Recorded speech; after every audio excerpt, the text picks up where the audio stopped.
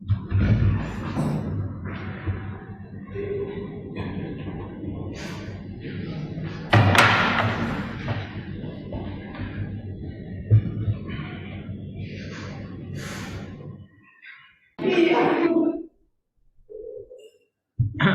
mas,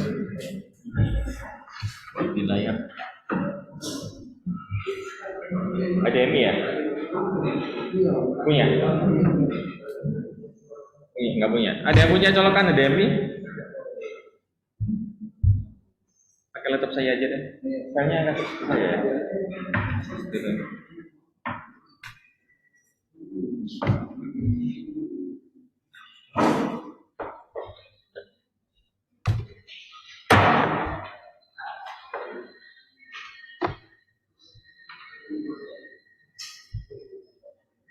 Di WA atau di ini flashdisk? WA. Ada nomor WA saya.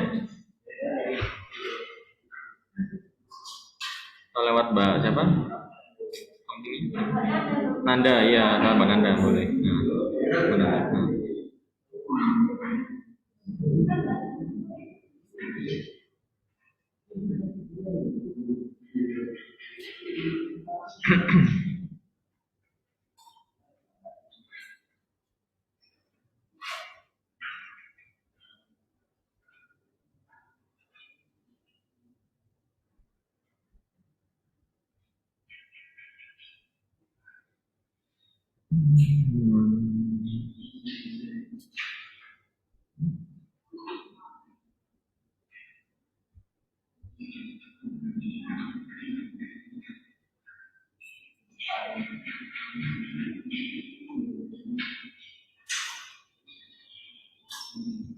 Belum.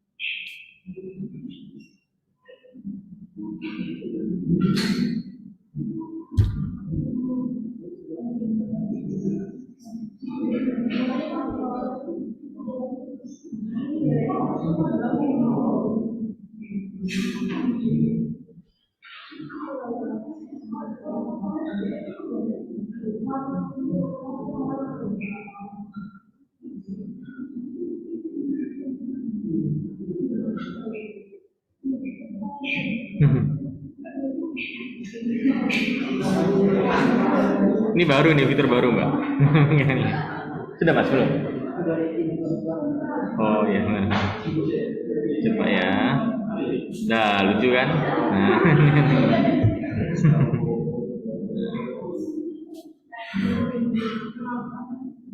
Kayak di bioskop ya?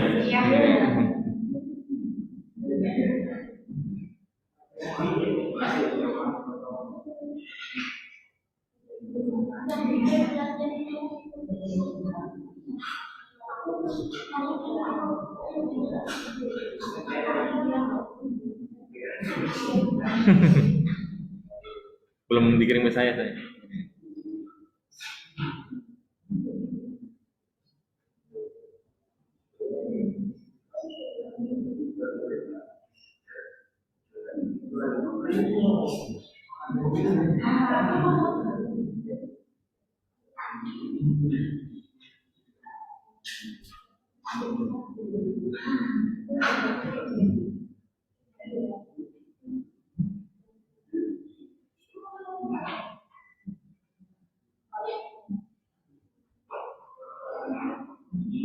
Ini lagi. Ah ini gini. Belum itu mas? Ke mana ada dah? Coba dikit nih belum bikin saya deh.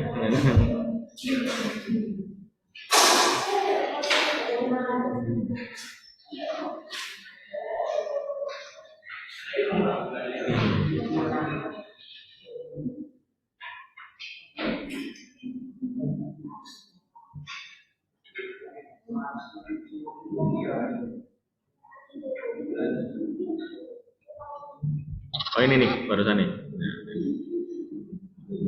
Bentar, saya download dulu dari sini.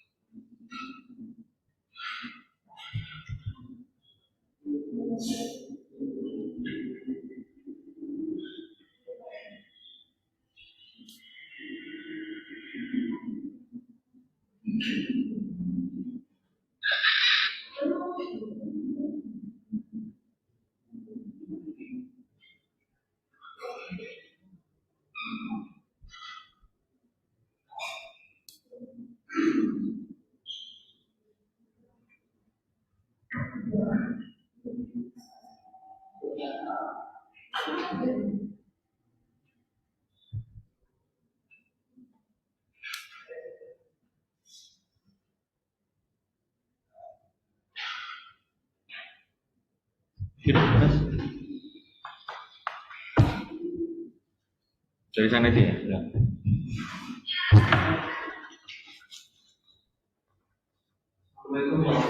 Ya. Waalaikumsalam.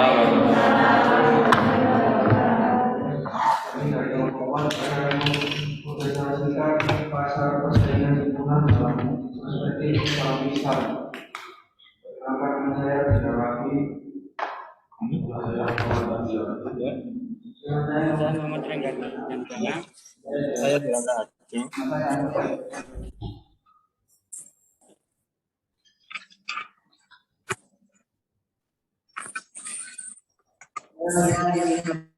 Presentasikan pengertian pasar.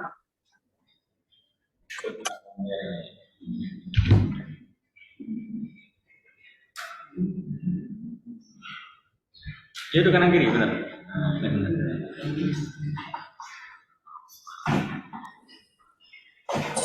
Saya di sini akan mempresentasikan pengertian pasar. Pasar adalah sekumpulan pembeli dan penjual dari sebuah barang dan jasa tertentu. Para pembeli sebagai sebuah kelompok menentukan permintaan terhadap sebuah produk, dan para penjual sebagai kelompok lainnya menentukan penawaran terhadap produk. Aktivitas usaha yang dilakukan di pasar pada dasarnya akan melibatkan dua subjek pokok, yaitu produsen dan konsumen. Kedua subjek tersebut masing-masing mempunyai peranan yang sangat besar terhadap pembentukan harga barang yang ada di pasar. Sementara itu, mekanisme pasar adalah suatu mekanisme untuk menjalankan aktivitas perekonomian dalam rangka mengadakan penyesuaian atas gejolak-gejolak yang timbul. Bentuk pasar. 1. Pasar persaingan sempurna. Pasar persaingan sempurna, suatu kondisi pasar di mana terdapat banyak penjual dan pembeli. Pasar persaingan sempurna mempunyai beberapa ciri, yaitu terdapat penjual dan pembeli, dan masing-masing penjual hanya merupakan bagian kecil dari pasar secara keseluruhan. Barang yang dihasilkan bersifat homogen atau sama, artinya barang yang diproduksi oleh seorang produsen merupakan barang substitusi sempurna dari barang yang sama yang diproduksi oleh produsen lainnya. Contohnya beras. Adanya kebebasan keluar masuk industri,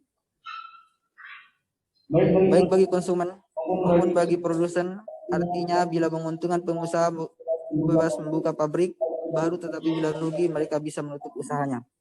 D. Informasi mengenai pasar seperti perubahan harga dan permintaan mudah didapat.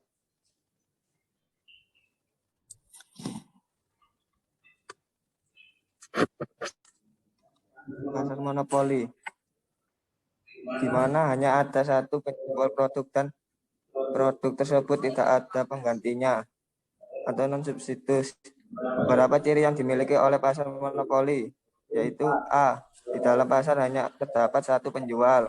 B. Jenis barang yang diproduksi tidak ada penggantinya. C. Ada hambatan atau rintangan bagi perusahaan baru yang akan masuk dalam pasar monopoli. D. Penjual tunggal ini tidak dipengaruhi dan tidak mempengaruhi harga serta output dari produk-produk lain yang dijual dalam perekonomian. Pasar oligopoli. Antara dua bentuk pasar yang ekstrim tersebut terdapat bentuk antara yang mempunyai unsur persaingan sempurna dan monopoli, atau yang biasa disebut bentuk menengah. Pasar oligopoli memiliki beberapa ciri, yaitu A. Terdapat sedikit penjual yang menjual produk substitusi yang saling merupakan pengganti antara produk yang satu dengan yang lain. Artinya yang mempunyai kurva permintaan dengan elastisitas silang cross elasticity of demand yaitu yang tinggi. B. Terdapat rintangan untuk memasuki industri oligopoli. Hal ini karena perusahaan yang ada dalam pasar hanya sedikit. C. Perusahaan harga yang diambil oleh satu perusahaan harus dipertimbangkan oleh perusahaan yang lain dalam industri.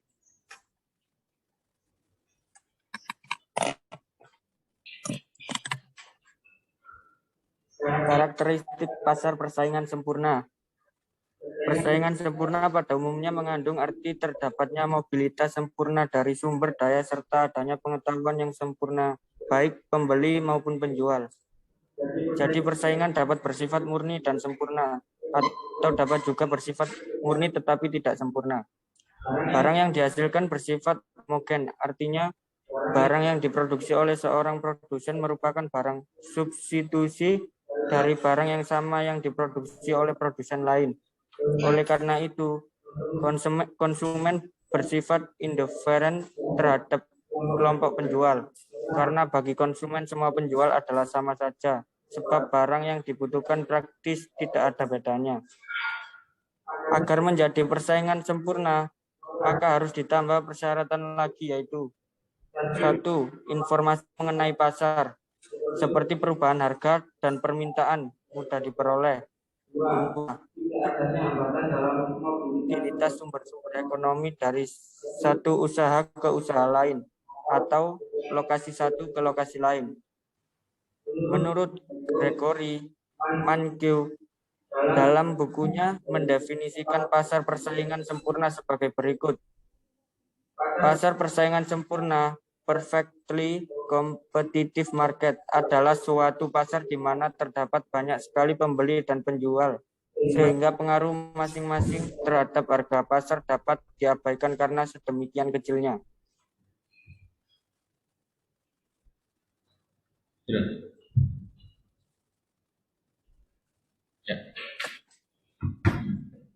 Pasar dalam Islam. Islam secara ketat memacu umatnya untuk bergiat dalam aktivitas keuangan dan usaha-usaha yang meningkatkan kesejahteraan ekonomi dan sosial.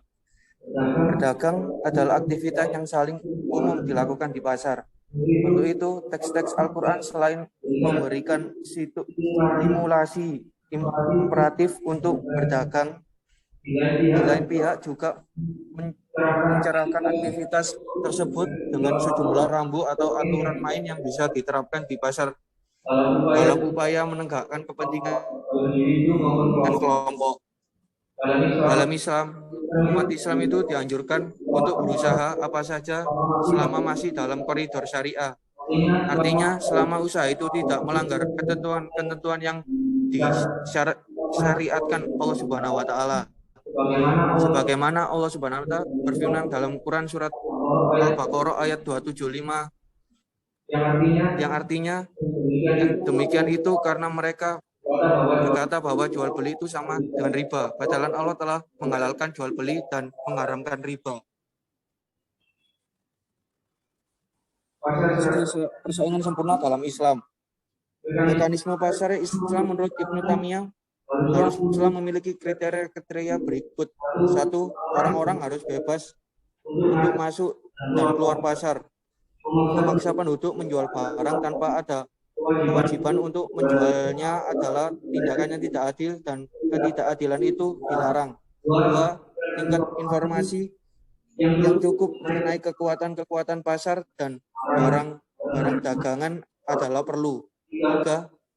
Unsur-unsur monopolistik harus dilenyapkan dari pasar sehingga segala bentuk kolusi antara kelompok para penjual dan pembeli tidak diperbolehkan. 4. Homogenitas dan standarisasi produk sangat dianjurkan ketika terjadi pemalsuan produk, penipuan, dan kecurangan dalam mempresentasikan barang-barang tersebut. 5. Setiap penyimpangan dari kebebasan ekonomi yang jujur seperti sumpah palsu, penimbangan yang tidak tepat dikecam oleh ajaran Islam. Kesimpulan, pasar persaingan sempurna adalah pasar yang terdiri atas banyak penjual dan pembeli, yang mana penjual menerima harga pasar karena output yang dihasilkan relatif kecil, dan barang yang diperdagangkan tidak terdiferensiasi atau homogen. Bukti kedekatannya adalah A. Orang-orang harus bebas untuk masuk dan keluar pasar. B. Tingkat informasi yang cukup mengenai kekuatan pasar dan barang-barang dagangan adalah perlu. B. Unsur-unsur monopolistik harus dilenyapkan dari pasar. D. Homogenitas dan standarisasi produk sangat dianjurkan ketika terjadi pemalsuan produk, penipuan dan kecurangan dalam mempresentasikan barang-barang tersebut. E. Setiap penyimpangan dari kebebasan ekonomi yang jujur, seperti sumpah palsu, penimbangan yang tidak tepat dikecam oleh ajaran Islam.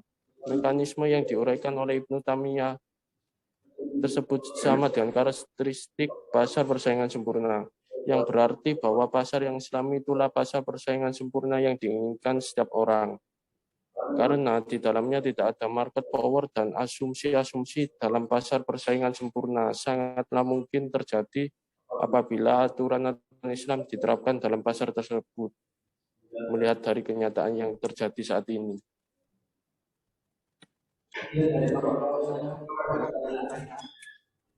Ya, silakan. Dari teman-teman dulu.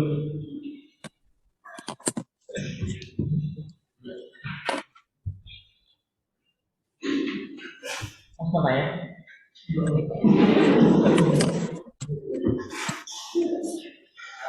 Itu Mas Bayu ya?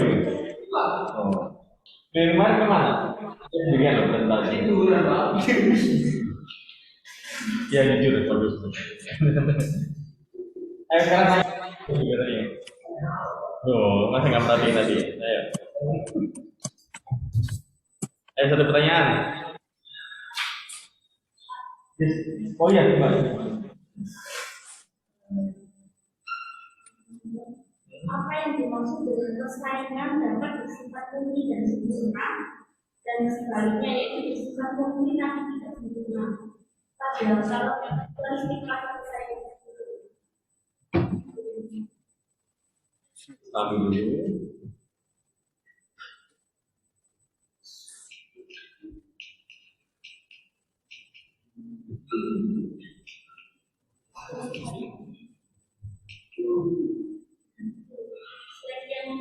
Yang awal ya? Yang mana?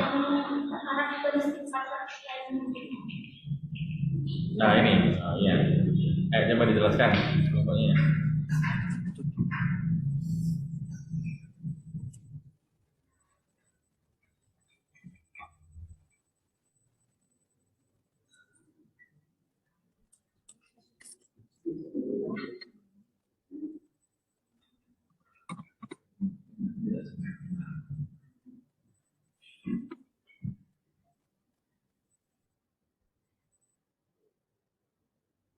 Ini pernyataan ini sekalian langsung adopsi dari jurnal atau dari pemikiran kelompok sendiri nih? Yang untuk jadi persaingan babat ini sampai sini kenyataannya. Di makalah. Oh iya, berarti ya makanya dijelaskan apa maksudnya.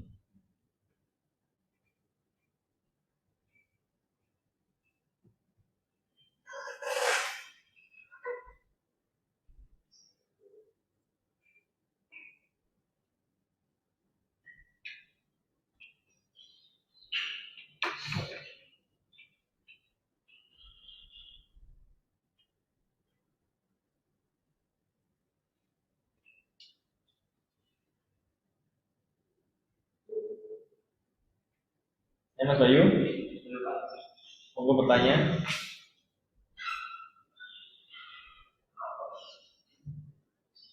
Selanjutnya kalau selanjutnya ada tanya.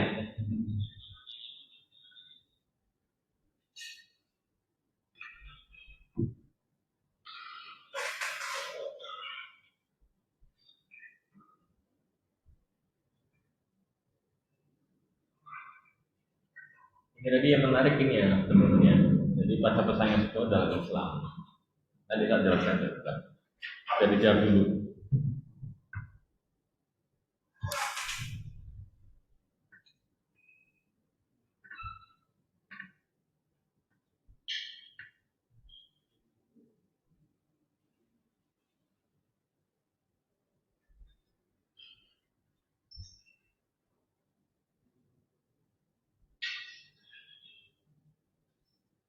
Sudah ketemu jawabannya?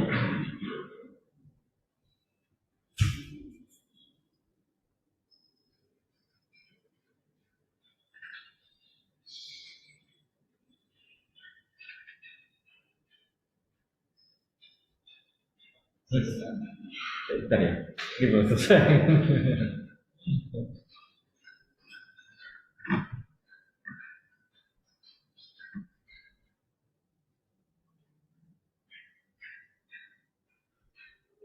Nah, yang sudah ketemu jawabannya langsung aja.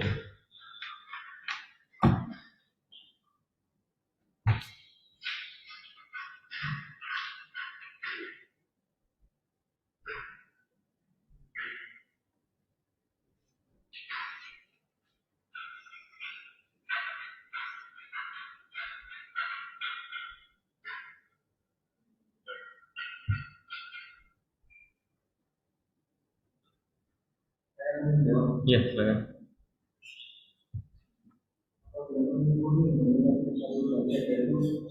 Situasi tanpa adanya monopoli sama sekali. Sedangkan persaingan sempurna pada umumnya mengambil arti tercapainya mobilitas sempurna dari sumber daya sejak adanya pengetahuan sempurna dari pembeli maupun penjual. Sudah puas, Pak?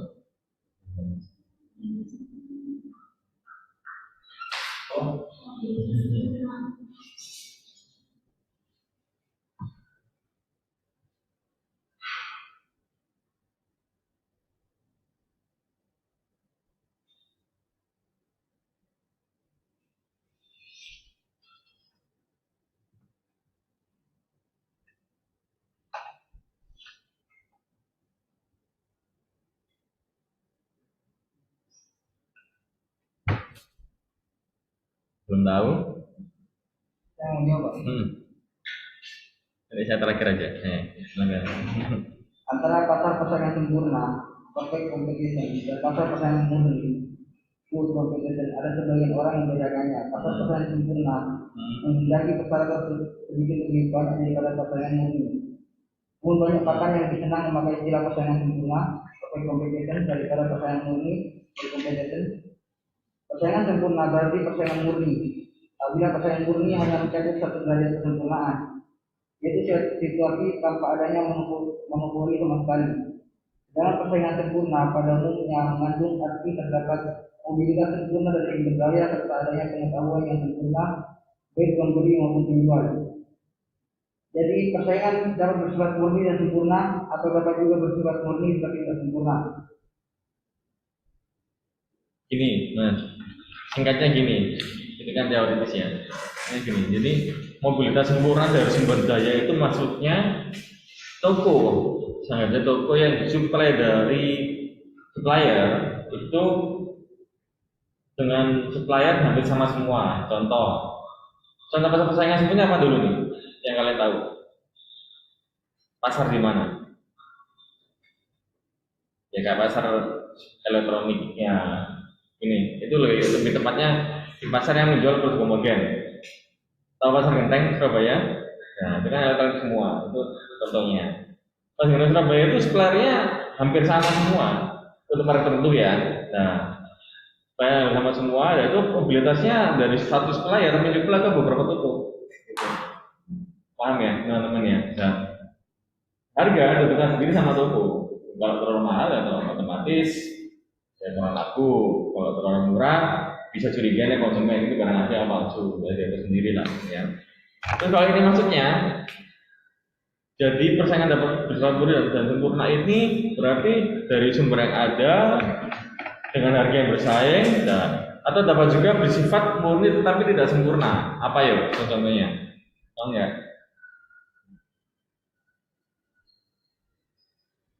Ya itu tadi harganya timpang, gitu ya. bersifat murni tetapi tidak sempurna. Gimana? Penjualnya banyak tapi pembelinya sedikit. Bisa digarap-garap gitu. Cuman lebih tepatnya ke arah kontennya mbak. Jadi kayak harganya yang timpang, ya terus produknya yang tidak terdistribusi sempurna. Seperti di toko ini ada produk ABC, di toko yang satunya produk C-nya nggak ada. Padahal sama-sama jualnya satu jenis elektronik lah. Terus saya tanya, masih slide ini ya. Nah, konsumen bersifat indiferen ini maksudnya gimana?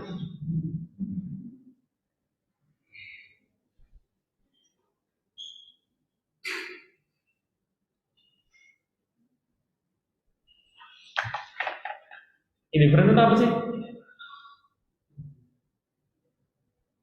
Yang tahu siapa indiferen itu apa?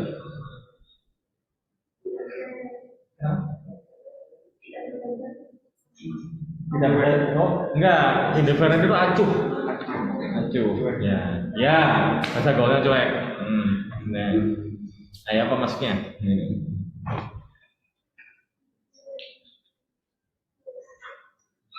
Mungkin karena produknya sama. Yang penting itu pelayanan. Kan terkadang ada produk yang sama cuma Ya. Ya. Dari bantu Mas yang dulu datanya.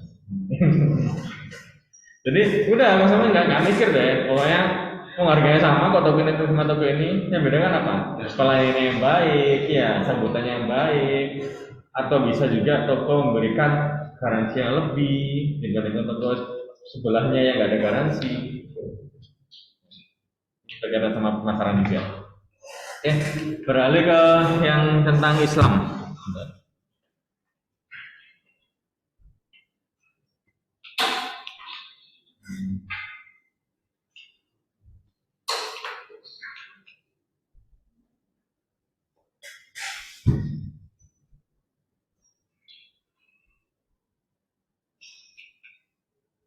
Nah, yang poin kelima ini itu masih kalian sering dapatkan nggak di kenyataan?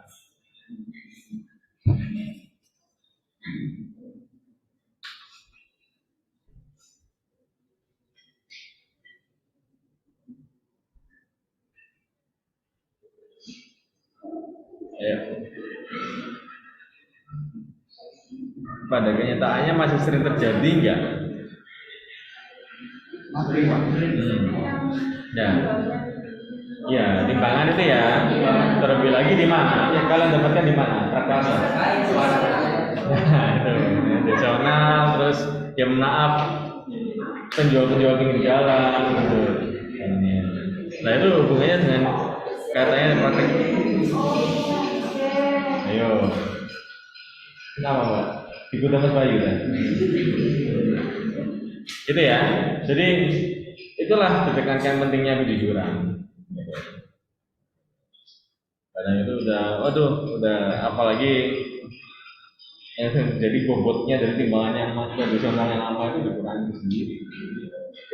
Dan bisa dirimin lagi dan diribanya lagi. Nah, terus yang ini, nah saya tanya transaksi, ya, jadi mana ya mengenai riba ini mana ya?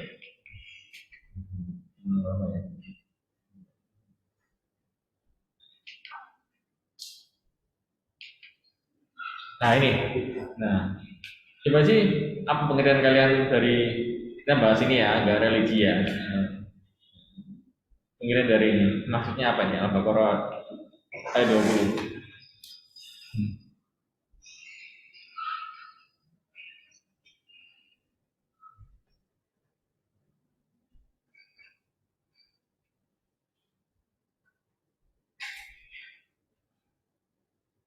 Tahu nggak? Ini sering nih di tahu-tahu Ustaz nih.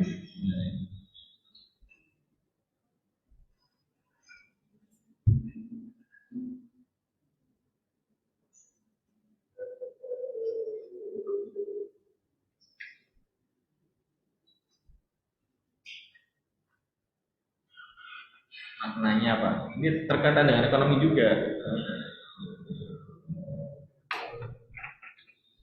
Yes.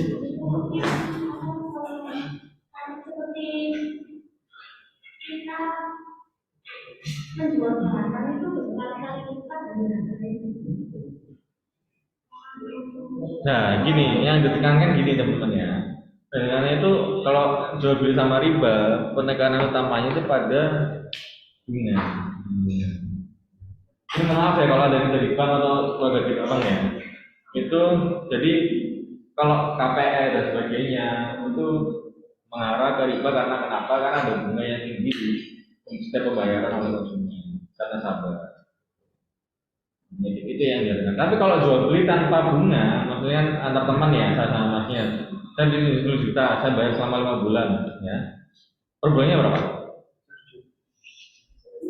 2 juta. 10 juta. Grogi gitu mas. 2 juta. 2 juta sama 5 kali 5 bulan. Itu nggak riba.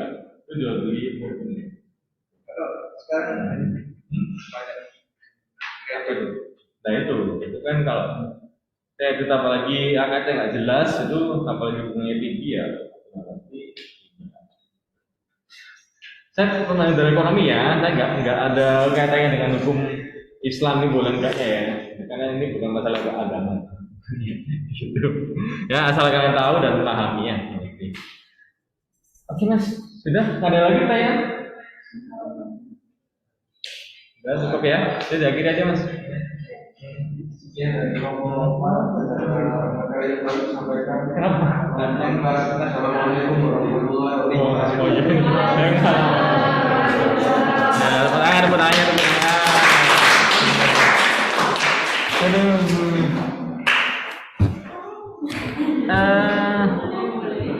Ini zoomnya mati ya, teman-teman yang apa online masuk lagi ya. Yuk. Kurang satu kelompok mas.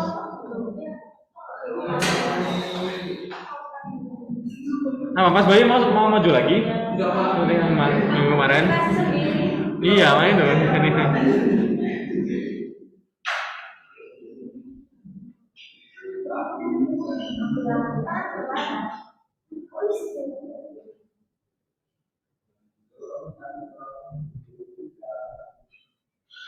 Ini saya kira dulu ya teman-teman ya. Waktu zoomnya mau habis, tolong segera masuk lagi ya.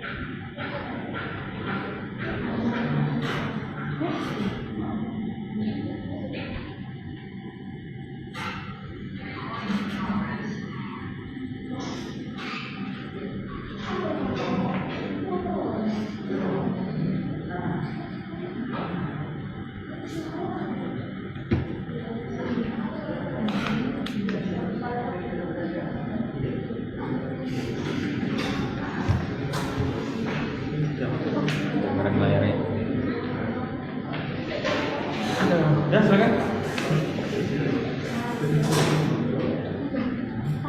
Assalamualaikum warahmatullahi wabarakatuh.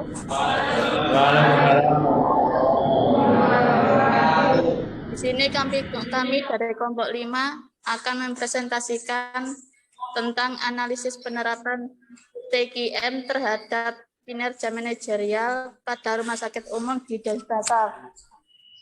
Sebelumnya, nama saya Salva Tiara Aruna. Yang saya Dea Monika Usman. Nama saya Vina Nurfala. Saya Yeti Febrianti.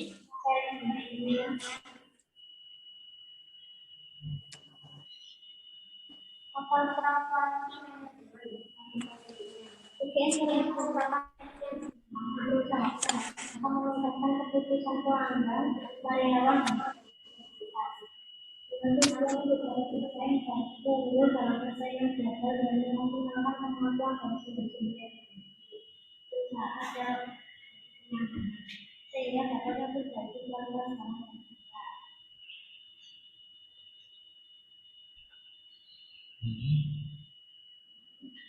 Oh, nah, anjing. Ya.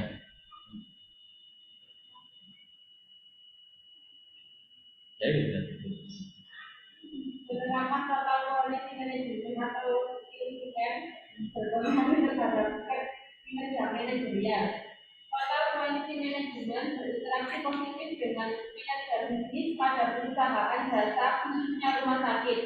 Diindikasikan dengan efisiensi atau penurunan biaya operasi dan peningkatan kualitas jasa layanan yang diterima pasien yang mengindikasikan efektivitas.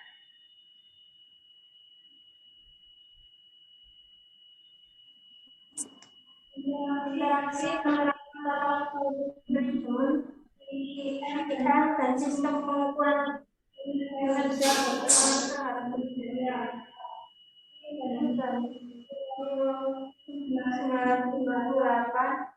Menunjukkan interaksi yang signifikan antara kota quality dengan sistem kinerja. Ini dari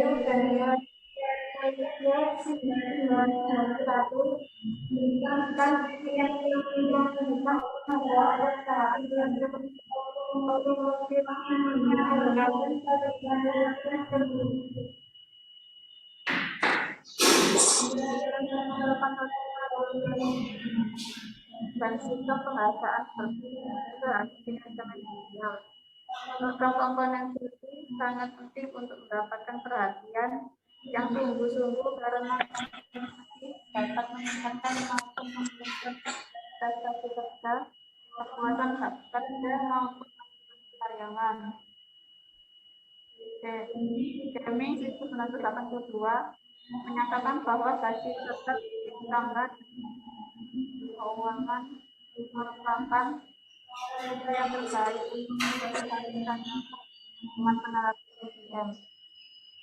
Analisis SWOT. Analisis SWOT merupakan identifikasi berbagai faktor ancaman sistematis untuk merumuskan strategi perusahaan.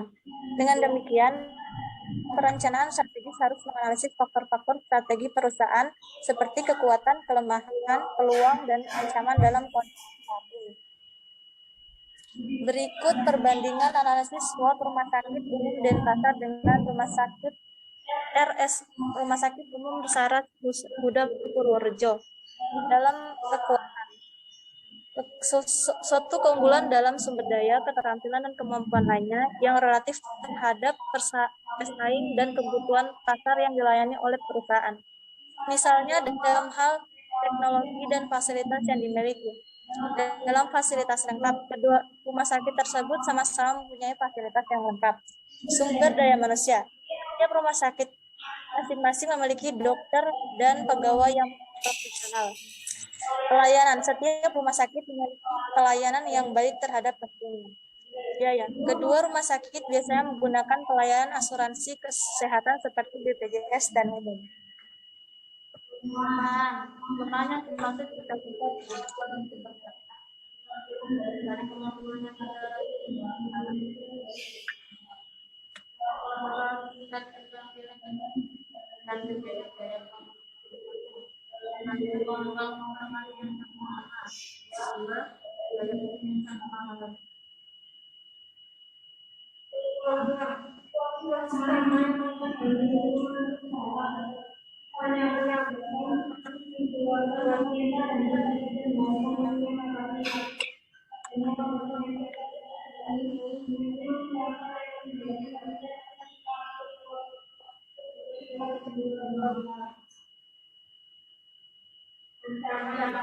Situasi pertama yang berhubungan dengan masyarakat, adanya dari layanan dengan layanan adanya layanan atau ini adanya di masyarakat kepada laki karena adanya dari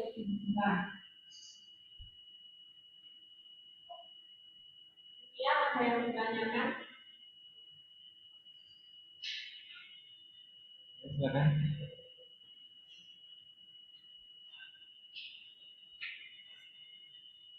Ya, Mas Bayu? Tanya? Nggak tanya, nggak saya absen ya? Temuan ini. Ayo, satu pertanyaan. Slide-nya dari awal, Mbak. Ya. Ayo, Mas. Tuh. Pasti timbul pertanyaan, udah ya, teruslah.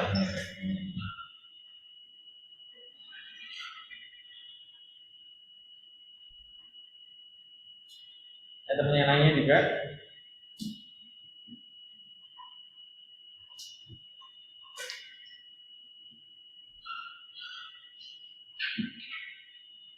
Masa di belakang?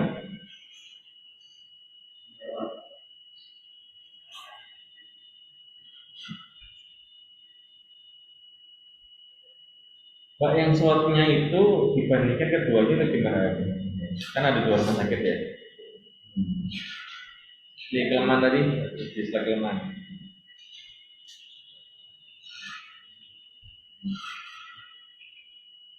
Nah, ini dibandingkan antara dua rumah sakit itu atau bagaimana? Duanya. Terus segi bedanya apa? Soalnya nggak sama-sama mempunyai faktor yang sama.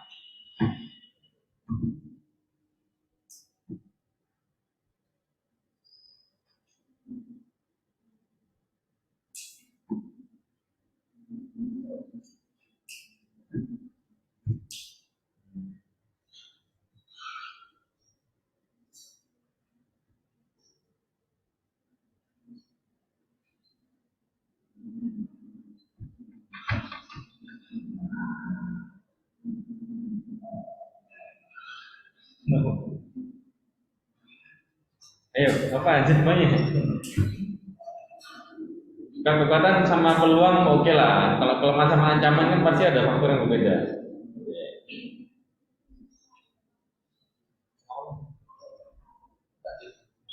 Ya, enggak kan berdasarkan dari sumbernya dulu.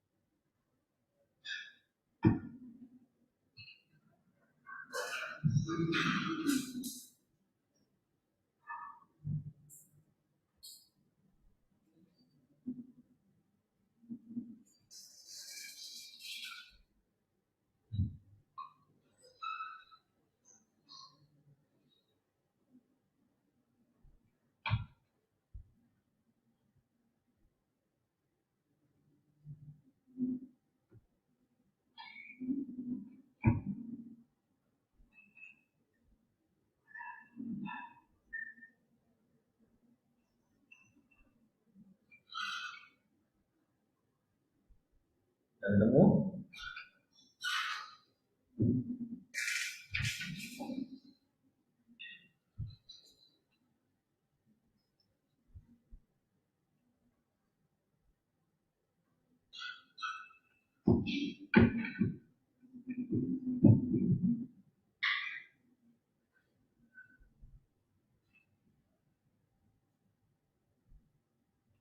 Siapa jawab?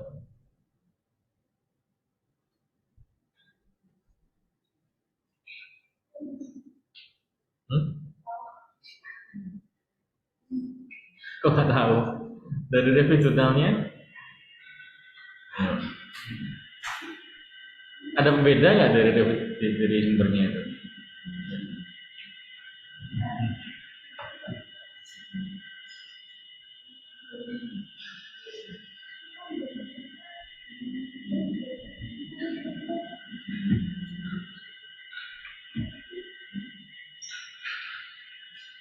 Seharusnya peneliti yang nulis ini sumbernya ini dia harus bisa membedakan antara kelemahan dan ancamannya. Nggak mungkin dua institusi punya faktor yang sama.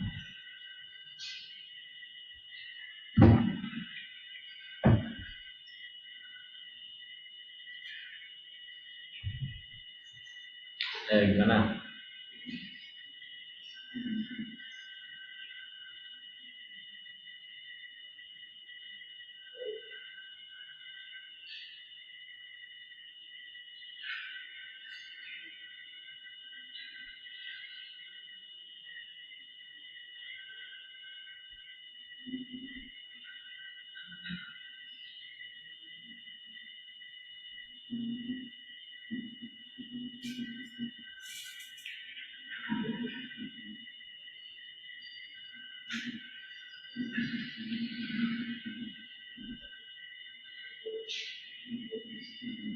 Dapatnya kalian aja lah makanya ya.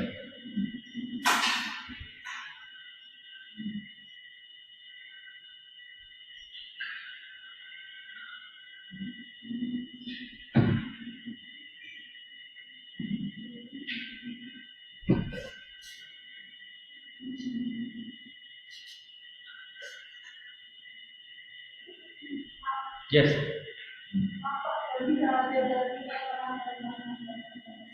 Kenapa? Oh gitu. Nah, kalau di aja wes dari kelemahan ini ya yang nantinya bisa menjadi perbaikan dengan konsep TKM itu apa?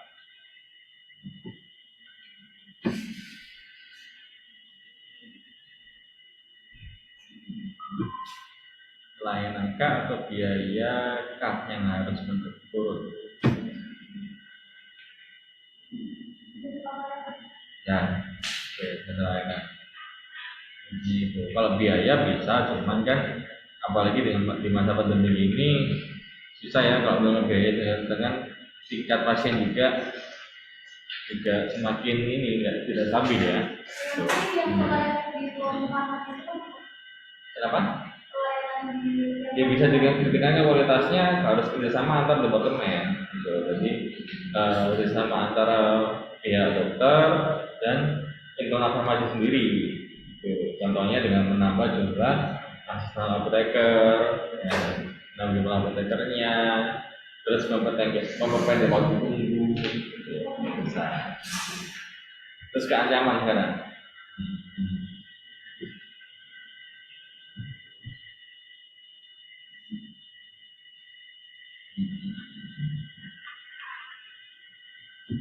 Nah, ini merupakan ancaman murni nggak menurut kalian?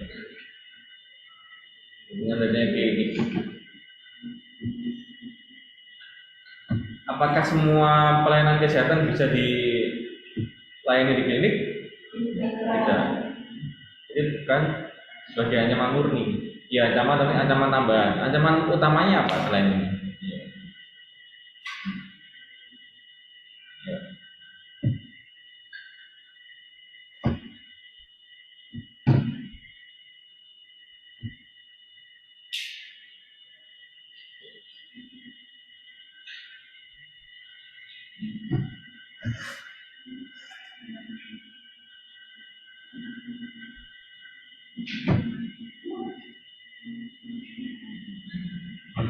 Apa?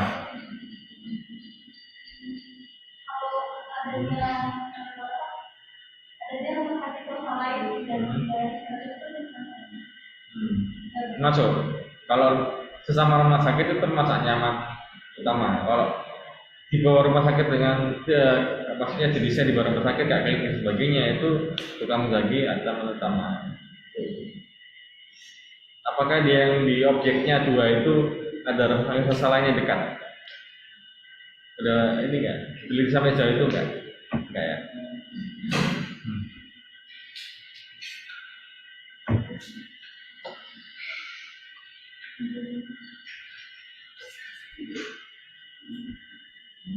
Mas Bayu bisa pertanyaannya? Saya nggak butuh ketawanya kok, itu udah manis kok, makanya saya panas.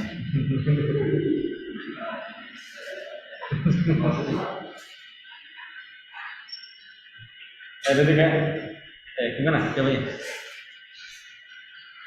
Belum sampai gitu. Nggak disebutkan di sumbernya. Terus balik ke strategi M lagi yang awal.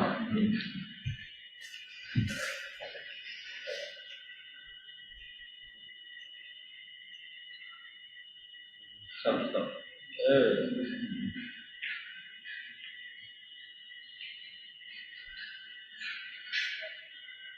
Nah, aplikasinya praktek TGM ini yang di makalah ini apa?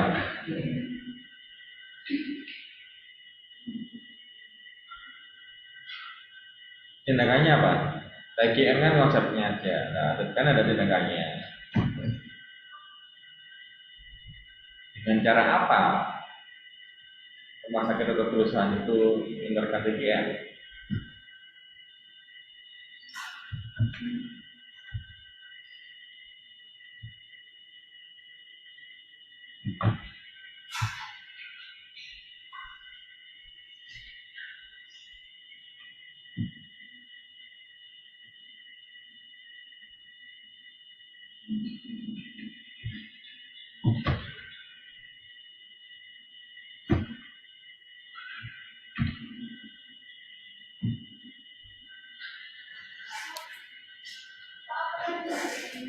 Dengan cara apa perusahaan ini ada rumah sakit ya? Rumah sakit ini menerapkan TGM.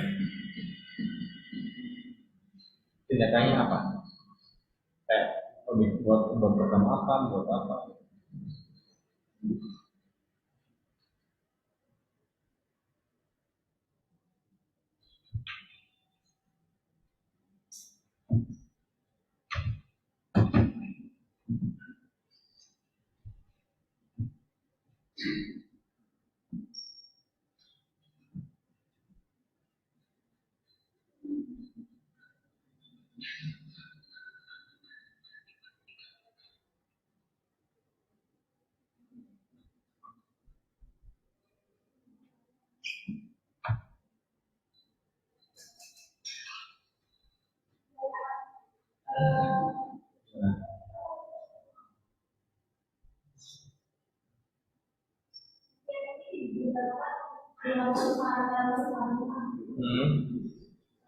Tindakannya bukan konsep ini, bukan ini ya. Ini kan masih teoritis nih. Ya, tindakannya apa?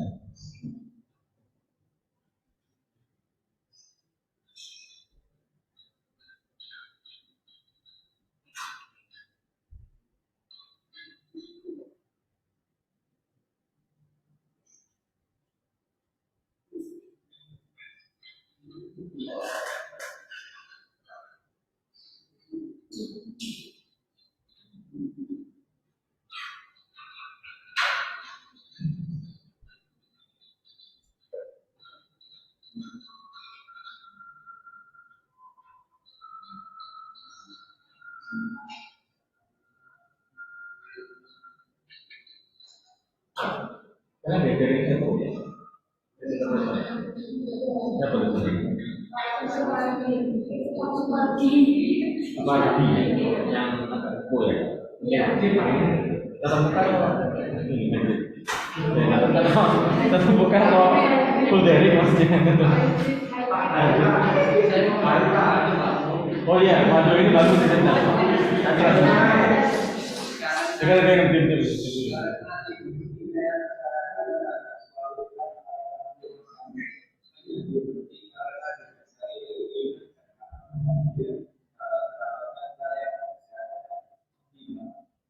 Iya. Terus lanjutin. Pelayanannya itu seperti apa? Yang perbaikannya itu. Loh, itu udah nyerempet gitu ya. Udah awalnya udah bagus. Nah, tapi ada lanjutannya.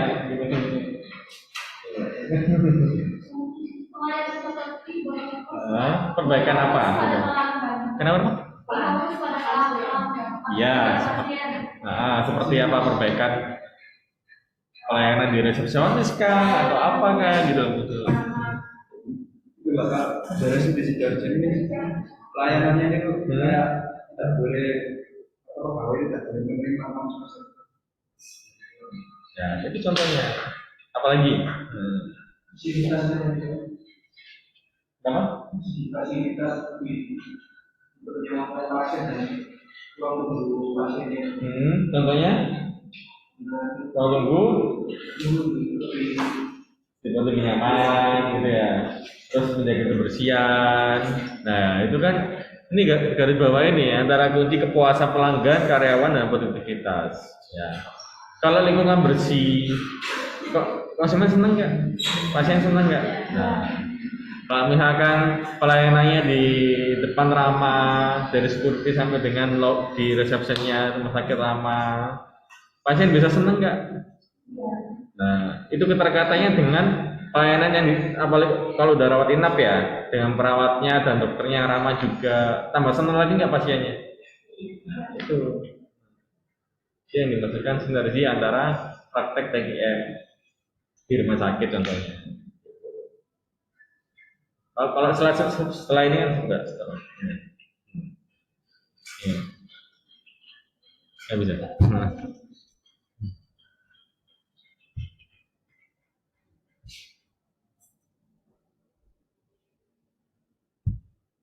Ya.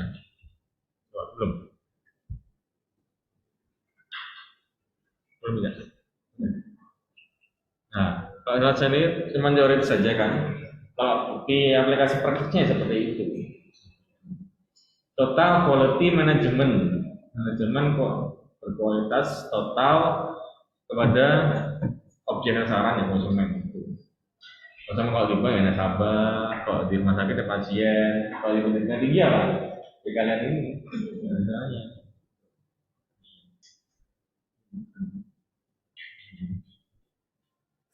Sampai mau tanya lagi?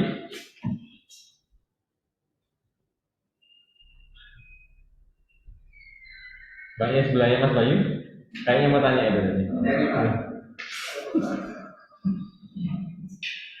Mas yang mau itu dengan antum. Terus setelah ini Pak, setelah ini apa tadi? Wah, cerita stop.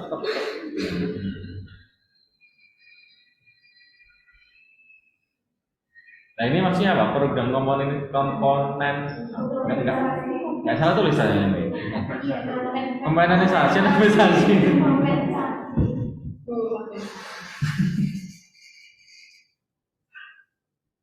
Nah ini terkait SDM ya. Ya, SDM semua. BKM terkait dengan SDM. Jadi maksudnya kalau misalkan kerja yang bagus dengan prestasi yang bagus itu bisa didapatkan reward ya, juga kompensasi ini, terus gaji. Ada lagi yang lain?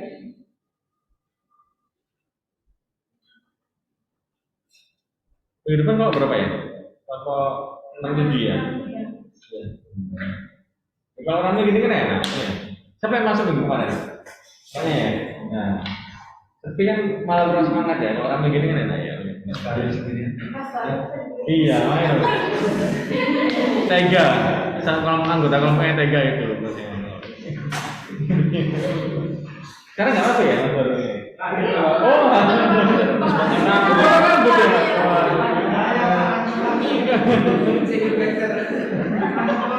Makanya kayak ini ya, apa? Kangen band apa? Andika ya.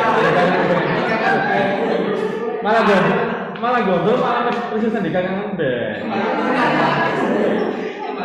Kalau sekarang mirip Ariel. Tapi cuma enggak, tapi cuma satu detik gitu aja ngeliatnya. Canda Mas. Maaf. Ada nggak yang lain? Silakan. Nggak ada, dia kira aja Mbak, udah asal Mbak. Dia kira aja presentasinya. Ya, dari teman saya, Assalamualaikum warahmatullahi wabarakatuh. Waalaikumsalam.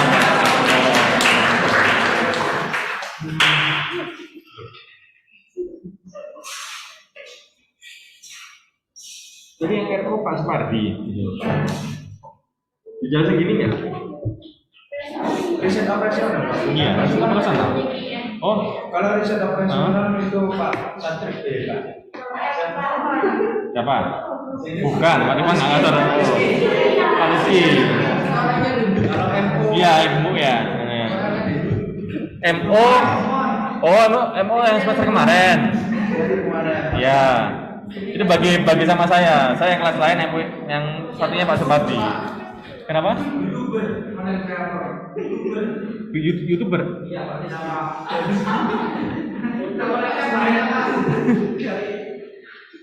Jelas nggak kalian dijelasin Pak Rizky secara full daring? Duh. Ya via video ya Pak Rizky ya. Nah, ini. Dijelasin gini nggak? Metode NWC. Masa nggak? Ada ya videonya ya. Nah, tadi kebetulan saya pas ngajar di sini juga. Iya enggak. RO itu Pak 3. Saya, Pak Rizky sama Bu Dewi Kemala. Kok yang diinget Bu Maya terus sih? Ngefans ya Mas ya? Iya, ya. Loh, katanya imut. Oke, sudah bisa absen di learning? Coba dicoba dulu.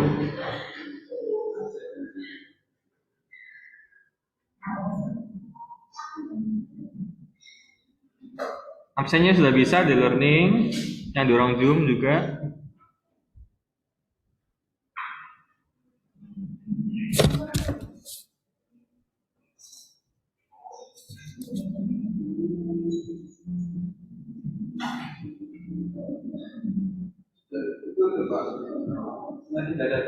Tutup. Ada yang belum absen nggak? Benar. Buka lagi.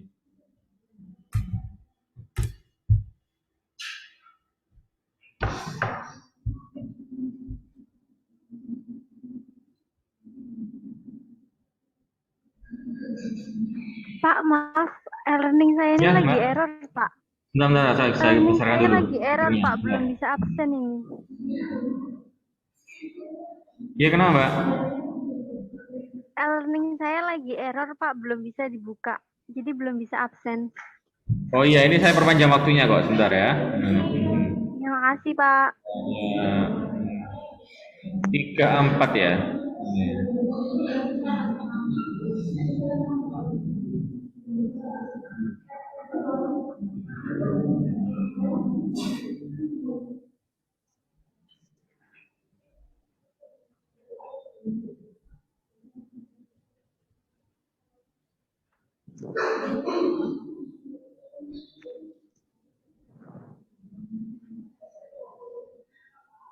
Sudah coba lagi absennya?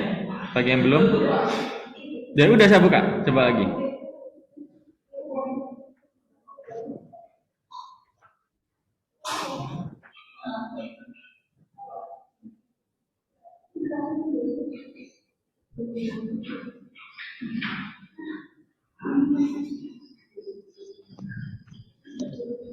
Sudah bisa, Pak. Sudah bisa ya, alhamdulillah. Terima kasih. Yang kelompok 6 sama kelompok 7 ya, minggu depan disiapkan ya.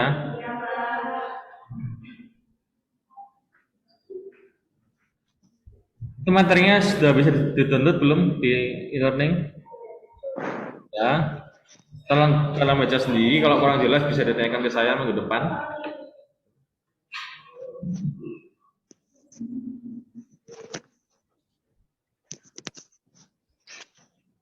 Ada pertanyaan nggak teman-teman?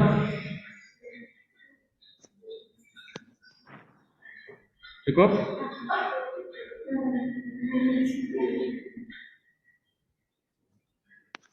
Cukup, nggak ada pertanyaan lagi? Oke, akhirnya ya. Oke, maaf kalau ada salah kata. Saya semoga menjadi ilmu yang bermanfaat. Amin. Baik, terima kasih. Wassalamualaikum warahmatullahi wabarakatuh.